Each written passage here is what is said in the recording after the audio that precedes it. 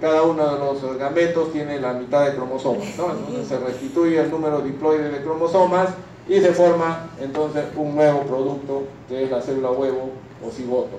La célula huevo o cigoto. ¿Ya? Vean ustedes acá entonces esta se llama la etapa de denudación, ¿no? Denudación es cuando el espermatozoide empieza a abrirse paso a través de las células de la corona radiada.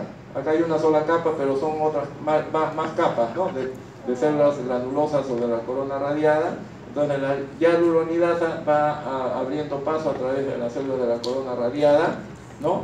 Luego llegan a hacer contacto con la membrana pelúcida, se llama reconocimiento y adhesión, ¿no? Acá interviene ya la acrosina y la tripsina, ¿no? Y comienza a abrirse paso a través de la membrana pelúcida, y uno de ellos es el que penetra completamente la membrana pelúcida y su zona ecuatorial hace contacto con la membrana citoplasmática del ovocito, acá, y en ese momento se hace acá una pequeña abertura, ¿no? Acá se produce una reacción, miren ustedes, intervienen las enzimas, dijimos acrosina, tripsina, ¿no? Y se produce acá una interacción entre la zona pelúcida 3 y la zona receptora quinasa del espermatozoide, como un anillo, una llave en una cerradura, exactamente, ¿no? Aquí, ¿ya? De tal manera que penetra la cabeza del espermatozoide y parte de la cola, ¿no? Esta es la parte de la fusión, ¿no? Entonces tenemos acá, ven ustedes, va penetrando acá el espermatozoide, y una vez que ingresa el espermatozoide se produce una serie de reacciones, vean ustedes, que va a terminar en el bloqueo de la poliespermia o fenómeno o reacción de zona, ¿no? Hay una reacción cortical, una reacción zonal, bloqueo vitelino, endurecimiento de la zona pelúcida, ¿no? Y bloqueo de la poliespermia, ¿no? Bloqueo de la poliespermia, ¿ya? Entonces, que dijimos es una de las principales funciones, pues, de la membrana pelúcida. Se forman los pronúcleos masculino y femenino, acá está, pronúcleo masculino y femenino, se fusionan los pronúcleos, ¿no? Que es ya la singamia, ¿no? Es el proceso de fusión de los dos pronúcleos, es la singamia, ¿ya? Y una vez que se fusionan los dos pronúcleos, se constituye la célula huevo o cigoto, ¿no? Esta célula huevo o cigoto empieza, ¿no? Nuevamente, no nuevamente, sino que empieza sus divisiones mitóticas, ya no hay meiosis, se acabaron las meiosis, ¿no? Ahora comienzan las mitosis, ¿ya? Entonces, el término del proceso de la fecundación con la formación de la célula huevo o cigoto y el inicio de las divisiones mitóticas se llama anfimixis, ¿ya? Anfimixis. Primero es la singamia, luego viene la anfimixis, ¿no? Que es el término del proceso, de todo este proceso, y el inicio de las divisiones mitóticas, como vemos acá, ¿no? Empiezan ya a dividirse la primera división mitótica de la célula huevo o cigoto, ¿no? Esto ya lo hemos mencionado ya también, ya se entiende, ¿no? Ingresa el espermatozoide, aparece se completa la segunda división meiótica, se forma el pronúcleo femenino, el núcleo del espermatozoide se hincha, se pierde la cola, se forma el pronúcleo masculino, la singamia y la célula huevo o cigoto, ¿no? Esto es lo mismo también.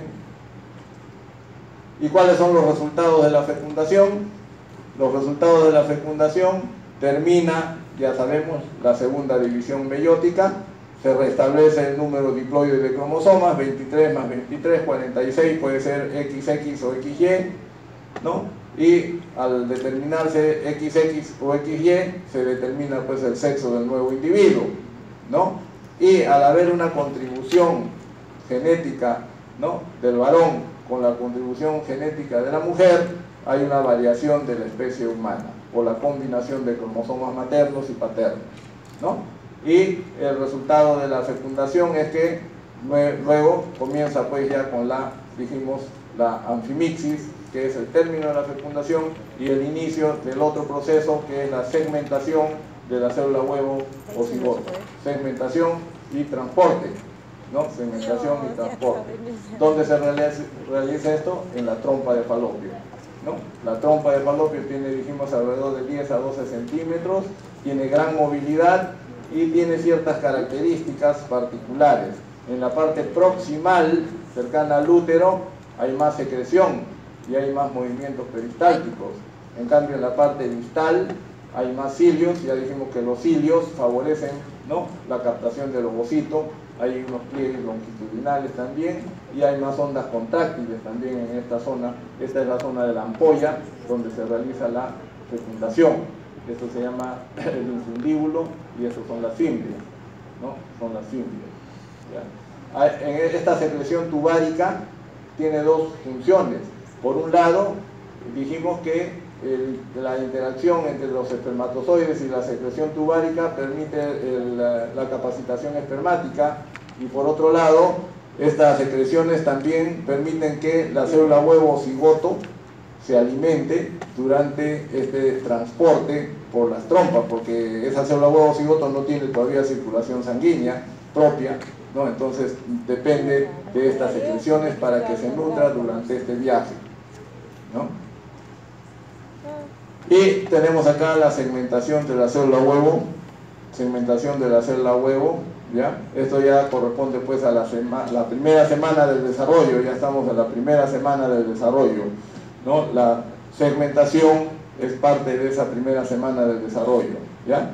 Acá hay una etapa de dos células. Ya se produjo la primera división mitótica, ¿no? Las células productos de la división mitótica se llaman blastómeros, ¿no? O blastómeras también, ¿no? Entonces cada célula producto se va dividiendo. Entonces tenemos acá 1, luego se divide en 2, 4, 8, 16, 32, 64 y así sucesivamente se van dividiendo. La particularidad es que las células productos de cada división, ¿no?, cada vez son más pequeñas. Cada vez son más pequeñas.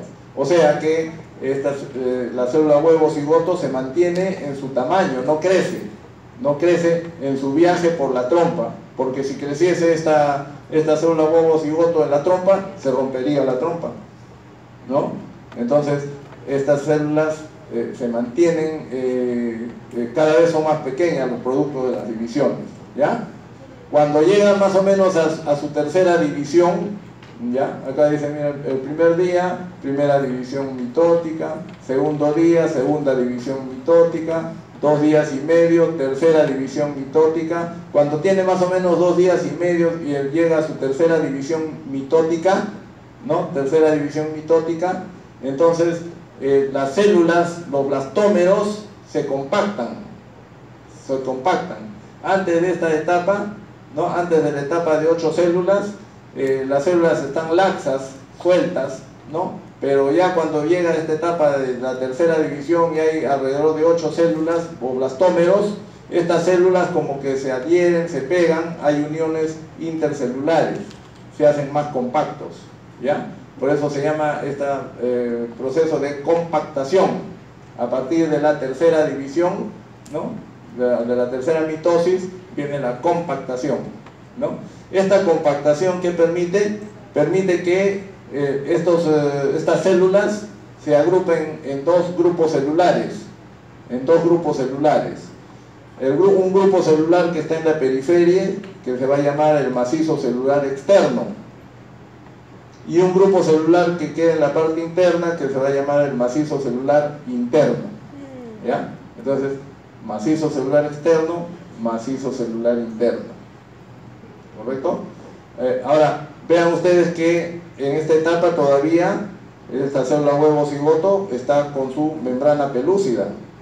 Hasta acá, vean ustedes, la membrana pelúcida todavía está ahí. Ya dijimos que una de las funciones es evita el embarazo ectópico.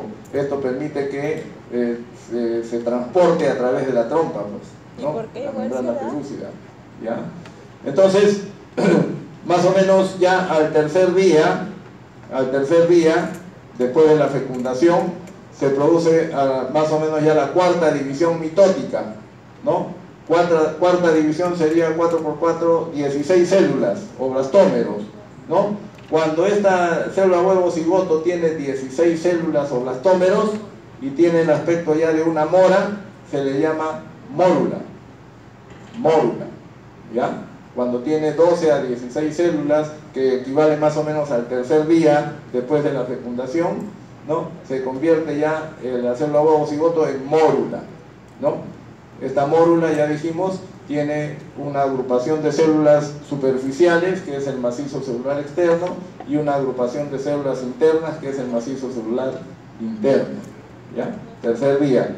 Al cuarto día, después de la fecundación, ya esta mórula está llegando al útero, ¿no? Ya está ingresando al útero, ¿ya? Al cuarto día está ingresando al útero, y esa mórula, vean ustedes, se convierte en blastocisto. Esto se llama blastocisto. ¿Por qué? Porque se forma una cavidad en su interior que se llama el blastocele, ¿no? Blastocele. Entonces esto se llama blastocisto. Y todavía en una etapa inicial sigue rodeado de la membrana pelúcida, el blastocisto, ¿ya? Ya cuando llega a la cavidad uterina y se distribuye de esta manera este blastocisto, ¿no? Este blastocisto va a estar constituido por dos partes. La parte externa, que era el macizo celular externo, se va a llamar el trofoblasto. Y la parte interna, que es el macizo celular interno, se va a llamar el embrioblasto, ¿ya? Entonces tenemos macizo celular externo, trofoblasto, macizo celular interno, embrioblasto, ¿ya? Del macizo celular externo o trofoblasto se va a desarrollar la placenta y las membranas, el amnios, el corium y la placenta, ¿ya? Del macizo celular externo, la placenta y el corium, ¿ya? Y del macizo celular interno se va a desarrollar el embrión, por eso se llama embrioblasto, trofoblasto y embrioblasto, ¿no? Este es un blastocisto en etapa inicial, con rodeo de la membrana pelúcida, cuando está ingresando en la cavidad uterina al cuarto día. Y esto ya es un blastocisto sin su membrana pelúcida, ya no hay membrana pelúcida, y esto ya es alrededor del quinto día, ¿no? Entre el cuarto para el quinto día desaparece la membrana pelúcida. ¿Ven ustedes? ¿No? Esto ya es en la cavidad uterina, ¿ya? Lo mismo, vean ustedes, ¿no? Lo que hemos mencionado. Se inicia la mórula con 12 a 16 células y termina con 50 a 60 células o blastómeros, ¿no? Con 50 a 60 células o blastómeros. Luego se convierte ya en el blastocisto, ya, ¿no? El blastocisto ya es en la cavidad uterina. Las células hijas, dijimos, cada vez son más pequeñas, ¿no? Entonces no es que crezca célula huevo cigoto, ¿no?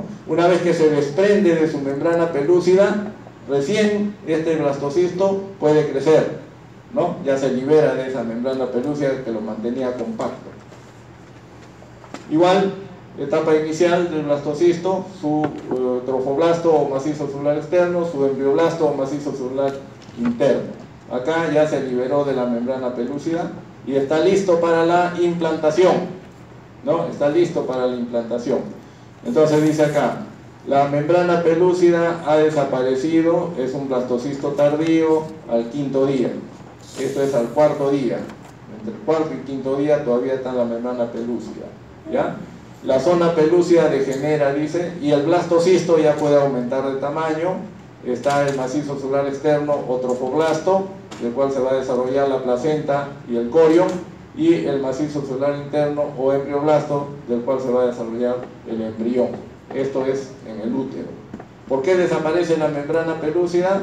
Hay diferentes explicaciones, ¿no? Una de ellas dice que cuando ingresa ya a la cavidad uterina, la secreción de la mucosa endometrial, ¿no? Hace contacto con esta membrana y lo hace desaparecer, lo desintegra. Otra explicación dice que el embrioblasto envía unas señales al trofoblasto para que emita unas sustancias que hace que se disuelva la membrana pelúcida. Como quiera que sea, esa membrana pelúcida desaparece. Más o menos ya al 6.º día está listo para la implantación, ¿no? La implantación. Al 6.º día, lógicamente, acaba ya lo que corresponde a la primera semana. Vean ustedes la implantación. 4.º a 5.º día, el blastocisto ya está en la cavidad uterina. Al 5.º día desaparece la membrana pelúcida, ¿no? Y está constituido por más de 80 blastómeros o células, ¿no? De esas 80 blastómeros o células, el 90% de células está distribuido en la periferia, constituyendo el trofoblasto. Y el 10%, una pequeña cantidad, se distribuye en el interior, hacia uno de los polos, ¿no? Porque la formación de este blastocele desplaza a las células del embrioblasto hacia uno de los polos, y esto más o menos solamente es el 10% de las células, ¿no? El 10%, ¿ya? Esta zona del blastocisto se llama el polo embrionario, y el lado opuesto se llama el polo abembrionario o vegetativo, ¿ya? Polo embrionario y polo abembrionario o vegetativo, ¿ya? Al 6.º o 7.º día ya se inicia el proceso de la implantación. 6.º día, sobre todo. Para la implantación se necesita un endometrio en condiciones favorables, dijimos, ¿no? Y ese endometrio en condiciones favorables no es un endometrio en fase proliferativa, con glándulas rectas, poca vascularización. Para que se produzca la implantación se requiere un endometrio en fase secretora, donde ya el cuerpo lúteo produce estrógenos y sobre todo progesterona, las glándulas se hacen tortuosas y secretantes, hay mayor vascularidad en el endometrio y hay condiciones para la implantación, ¿no? Hay condiciones para la implantación, ¿ya? Entonces, si no hay fecundación, dice, el cuerpo lúteo crece hasta el 9.º día de posovulatorio y luego empieza un proceso de luteolisis y se forma el cuerpo blanco o cuerpo albicans, ¿no? Y empieza, pues ya no hay producción de progesterona ni estrógenos y el endometrio se cae y se manifiesta en la menstruación. Y si hay una fecundación, entonces el cuerpo lúteo se va a mantener, el cuerpo lúteo se mantiene, sigue produciendo progesterona, sigue un endometrio en estas condiciones de receptividad, ¿no? Sigue en condiciones de receptividad, ¿ya? Entonces el trofoblasto comienza a producir ya una hormona que se llama HCG, gonadotrofina coriónica humana, y esta gonadotrofina va a actuar sobre el ovario para que ese cuerpo lúteo se mantenga todavía. ¿Hasta cuándo se mantiene? Más o menos hasta el 3.er mes, ¿no? Ese cuerpo lúteo se mantiene más o menos hasta el 3.er mes. De allí empieza ya a degenerar y se convierte en cuerpo blanco. Pero ya no es necesario, porque hacia el 3.er mes ya el trofoblasto se está convirtiendo en placenta, y la placenta empieza a producir sus propias hormonas, ¿no? Empieza a producir sus propias hormonas, ¿ya? Entonces, produce el cuerpo lúteo sigue produciendo progesterona más o menos hasta el 3.er al 4.º mes, entonces, ¿no? Y luego regresiona, como dijimos. Esas son las diferentes etapas. Vean, al 3.er mes, mórula, al 3.er día, mórula, al 4.º día va ingresando a la cavidad uterina, ¿no? Un blastocisto en etapa inicial, al 5.º día pierde su membrana pelúcida y al 6.º día comienza la implantación. Lo mismo, pero acá ya tenemos una etapa más avanzada. Prácticamente acá termina la primera semana, ¿no? Acá termina la primera semana, cuando el blastocisto, orientado por el polo embrionario, no por el polo vegetativo, sino por el polo embrionario hacia la superficie del útero, ¿no? Primero se orienta y luego hace contacto, ¿no? Una vez que hace contacto, el trofoblasto se divide en dos capas, el citotrofoblasto y el sincicio trofoblasto. Y es a partir del sincicio trofoblasto, que tiene capacidad invasora, que el blastocisto comienza a ingresar en el útero. El útero, el endometrio, recuerden, tiene dos capas: la capa funcional, que es la que se desprende con la menstruación, y la capa basal, que es a partir del cual cada mes crece nuevamente el endometrio. Cuando hay embarazo, ¿no? Esa capa funcional tiene dos subcapas. Una capa superficial se llama la capa compacta y otra capa más profunda se llama la capa esponjosa. Después viene la capa basal.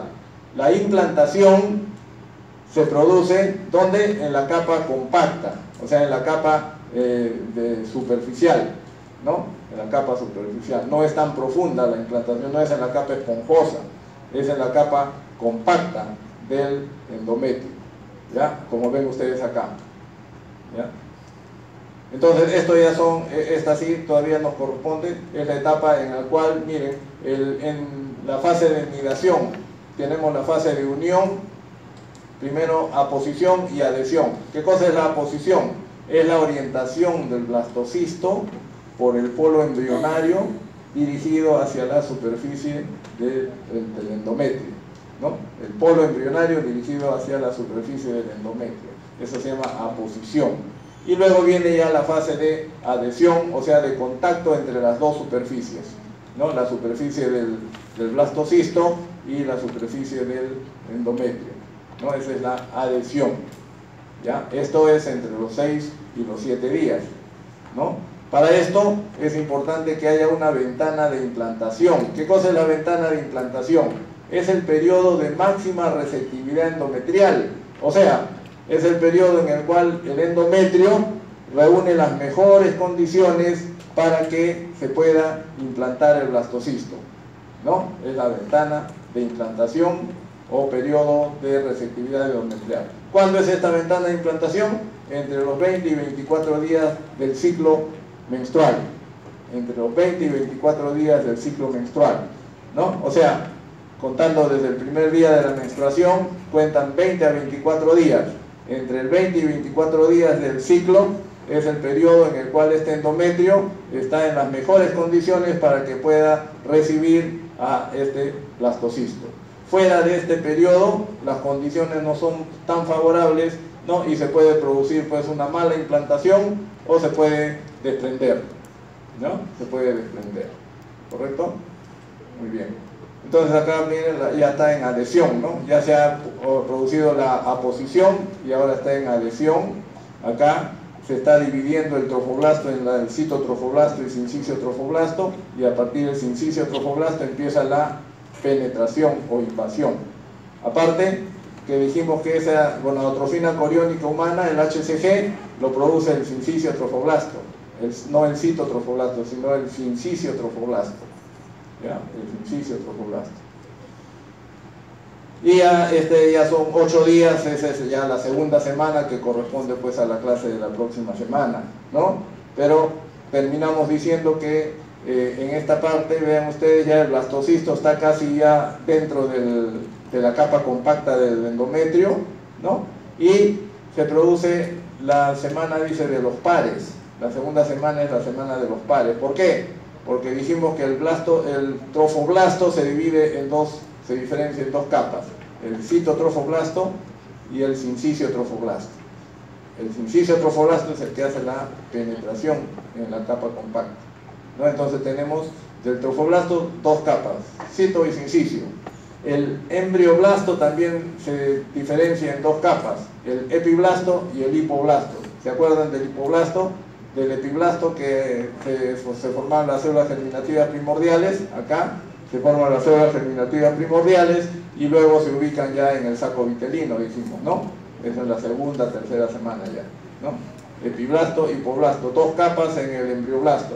Y también se forman dos cavidades, el saco vitelino y la cavidad amniótica, ¿no? En esta segunda semana, por eso se llama la semana de los pares, ¿no? Dos pares de membranas trofoblásticas, dos pares de capas del embrión y dos cavidades, ¿no? Y en esta etapa ya empieza pues la penetración del blastocisto, como ven ustedes acá, ¿no? La penetración del blastocisto, ¿no? Y bueno, ya luego sigue el proceso de penetración y de implantación, que ya lo van a ver la próxima semana, ¿no?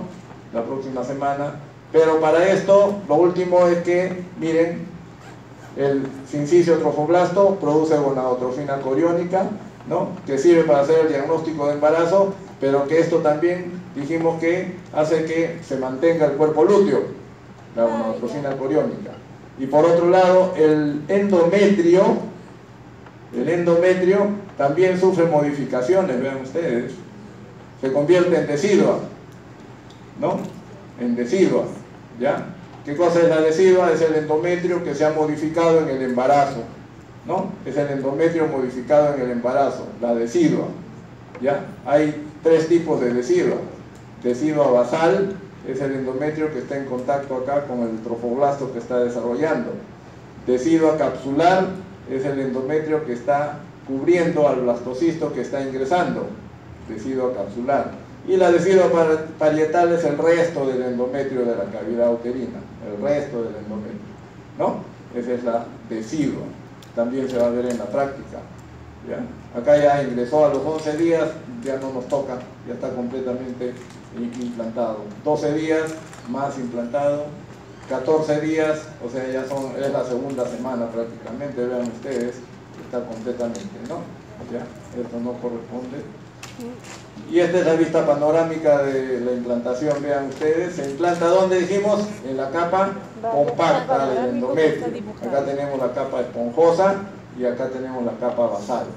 Capa compacta, un endometrio con glándulas tortuosas y abundante vascularización, ¿no? Salud. Gracias. ¿Ya? ¿Ya? Entonces, la tercera semana ya es la semana del embrión trilaminar. Había bilaminar, epiblasto, hipoblasto. Trilaminar ya es ectodermo, mesodermo y endodermo. Y a partir de esas tres capas empieza la formación de los órganos. Por eso se llama el periodo tercera semana de la organogénesis. Hasta la octava semana se forman todos los órganos, aparatos y sistemas, ¿no? Y esta es una panorámica, miren ustedes, de la implantación, ¿no? Esta ya es a las 4 semanas del desarrollo, vean, ¿no? Normalmente, ¿dónde se implanta? En el fondo uterino, en la línea media y en la cara posterior o anterior del útero.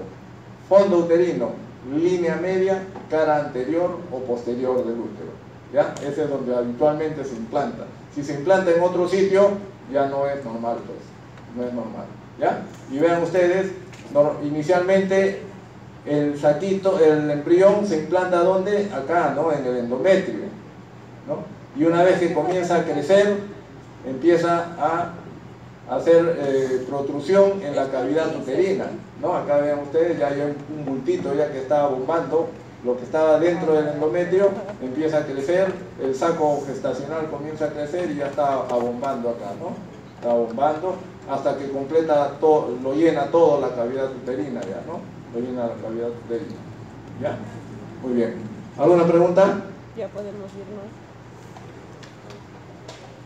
¿No hay preguntas? Solo una. Bien, estas son etapas ya posteriores ya, ¿no? ¿Ven? Oh. ¿Ya? Acá termina el periodo embrionario y comienza el periodo fetal hasta el final. El periodo de máximo riesgo para el embrión es entre la tercera y la octava semana, acá, ¿no? Cualquier agente externo o interno, radiaciones, sustancias, infecciones que actúe entre la tercera y la octava semana, ¿no? Puede ocasionar el desarrollo de malformaciones pues, mayores, ¿no? Malformaciones mayores de diferentes órganos, aparatos, sistemas. Después de esto, a partir de la novena hasta el final, si se expone a algunas sustancias, ¿no? Ya los daños son menores ya, ¿no? Pero en esta etapa, tercera, octava semana, es donde se producen los mayores daños, ¿no? Muy bien. ¿Preguntas? ¿No tenías una pregunta?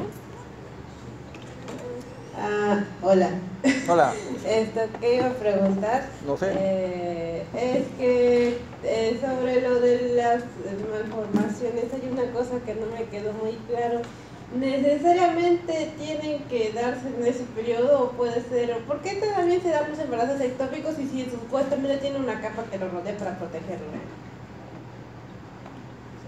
Bueno, ya eso es un tema mucho más amplio. Los embarazos ectópicos, dijimos, una de las causas puede ser porque no tiene esa membrana pelúcida, ¿no? no tiene la membrana. La membrana pelúcida hace que la célula huevo cigoto se desplace a través de la trompa y llegue a la cavidad uterina. Si no tiene esa membrana, no, se queda ahí nomás, en la trompa, no se produce el transporte. Pero aparte hay otras causas, pues, porque la principal causa de embarazos ectópicos son anomalías en la luz de las trompas. Cuando hay obstrucciones en la trompa, por alguna infección, inflamación que ha habido, entonces obstruye la luz de las trompas. Entonces ya no hay luz adecuada para que ese célula huevo cigoto atraviese toda la trompa, se queda ahí, se atora, pues, como quien dice, ¿no? Se atora ahí en la trompa, ¿no? Y se sigue desarrollando y se rompe, pues, y se revienta, ¿no? Es el embarazo ectópico roto. ¿Ya? ¿Y por qué es más peligroso acá? Porque, como dijimos, este es el periodo en el cual se están desarrollando los órganos, aparatos y sistemas, acá entre la tercera y octava semana, ¿no? Acá, después de la octava semana ya se desarrollaron, entonces hay algún agente teratógeno, ¿no? Ya se ha desarrollado el órgano, lo que puede alterar ya es algunas funciones, de repente sí, ¿no? Pero ya son malformaciones menores.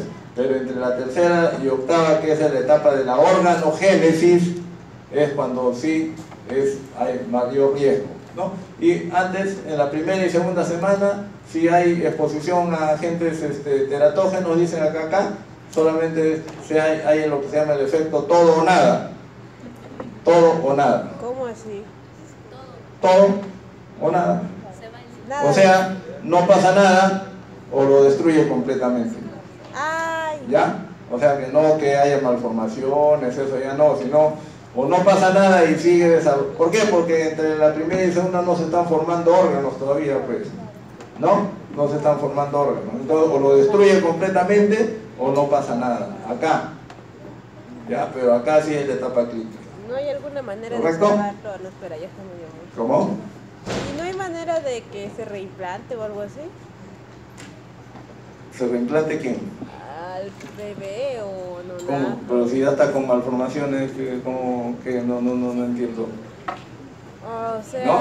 Si ya se produjo la malformación. O sea que cuando se implanta en otra parte ya también el chiquito no nace, o sea, no nace aparte de eso. Depende, pues, de qué tipo de malformación sea. Hay malformaciones que son compatibles con la vida, pero si son malformaciones que comprometen órganos vitales, entonces no hay posibilidades, ¿no? Así es. Sí.